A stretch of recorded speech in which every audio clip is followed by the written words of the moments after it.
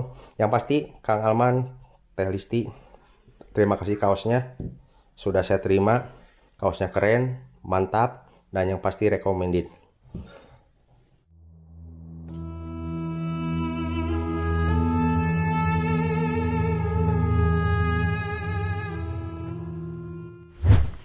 Assalamualaikum warahmatullahi wabarakatuh. Sampurasun Bare Kang Ludi Channel dimanapun kalian berada.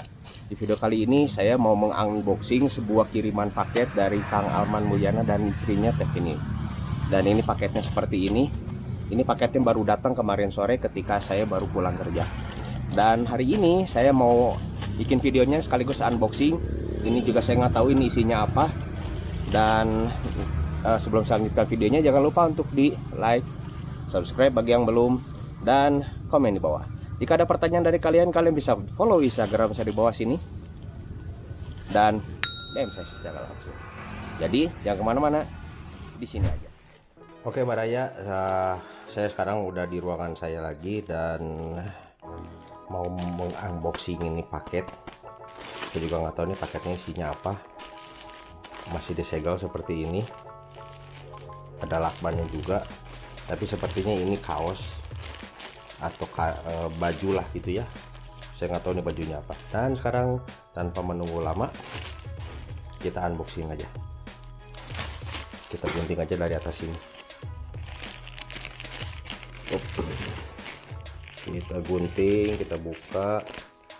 Ya sepertinya di kaos. Kaos apa ya? Jadi penasaran saya ya. Kaos apa ya? Kita buka. Oke, apa nih ya? Ini kaosnya. Ternyata kaosnya guys. Ini kaos yang sering dipakai sama Kang Alman dan teman-teman YouTuber dari Saudi Arabia. Jadi kalau kalian yang pernah lihat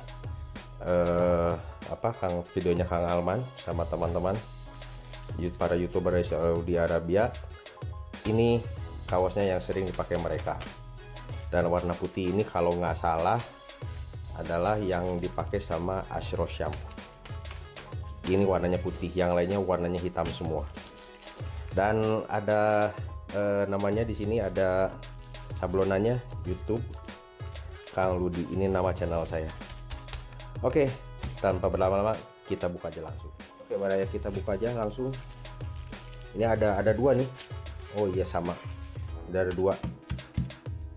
Apakah dua-duanya sama atau beda saya nggak tahu. Oh ya Kang Alman, terima kasih. Ini paketnya ya.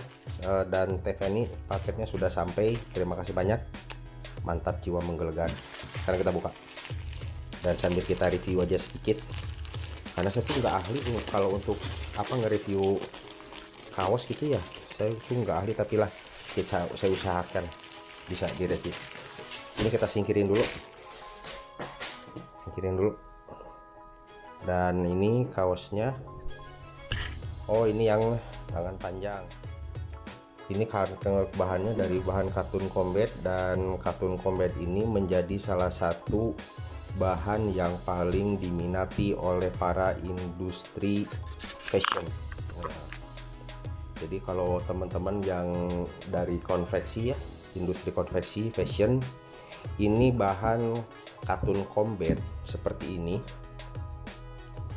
paling diminati.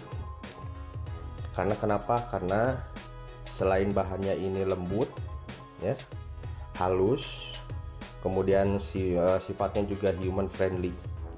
Jadi membuat katun combat ini menjadi juara dan unggulan. Katun combat seperti ini itu ada beberapa jenis yang lazim beredar di pasaran. Kalau nggak salah ada 4 nih. Yang pertama ada katun combat 20S, kemudian 24S, 30S, dan 40S. Nah, nomor-nomor tersebut yang saya tadi sebutkan itu menunjukkan tipe kerapatan benang. Nah ini benangnya ya, yang dipakai untuk bikin kain ini. Jadi benang yang digunakan itu pada proses perajutan menjadi bahan kain semakin kecil angkanya. Jadi yang tadi 20S itu semakin tebal. Dan kalau semakin besar angkanya, yang tadi 40S itu semakin tipis. Nah, kemudian tidak jarang pula yang namanya beberapa clothing lain yang ada di kota-kota besar termasuk di Bandung ini sengaja meminta bahannya dengan ketebalan yang tidak lazim biasanya, seperti yang 28S, 32S atau 34. Itu yang saya ketahui mengenai kilas tentang katun combat yang dipakai untuk jenis kaos yang saya dapetin sekarang ini. Sekarang kita lihat ini, kalau dilihat dari jenisnya, ini adalah katun combat 30S ini. Jadi nggak terlalu tipis dan nggak terlalu tebal, jadi cukup lah.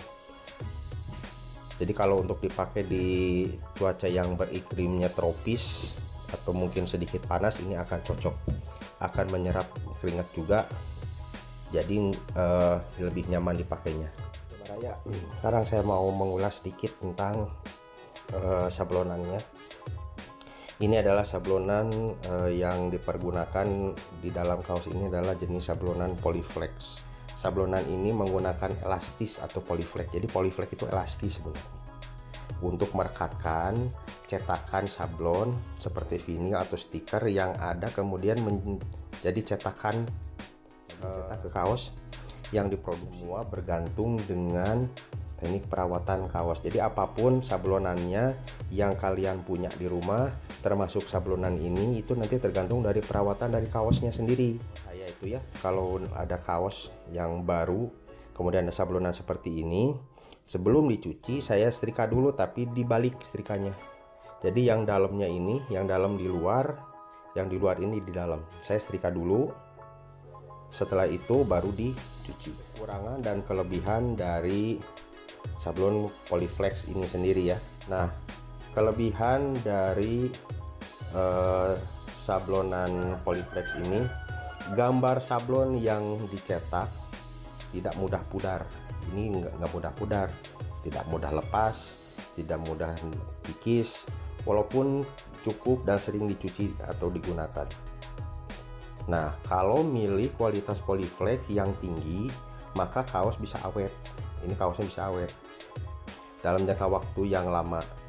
Kemudian hasil sablonan juga lebih tinggi tingkat keakuratannya dan pastinya lebih rapi. Ini kan tuh, lihat sendiri, rapi ini kan, tuh rapi. Jadi selain lebih rekat, lebih rapi gitu ya, lebih akurat juga jenis-jenis hurufnya, jarak antara huruf itu lebih rapi. Kemudian memungkinkan melakukan sablon satuan, tidak harus selalu dalam jumlah banyak. Itu kelebihan dari Polyflex. Nah, kekurangan dari sablonan Polyflex seperti ini yaitu pertama, tidak memiliki pilihan warna yang variatif dan sebanyak digital printing. Jadi kalau merah gitu, atau merah putih gitu ya. Kan ini sebetulnya putihnya dari kaos.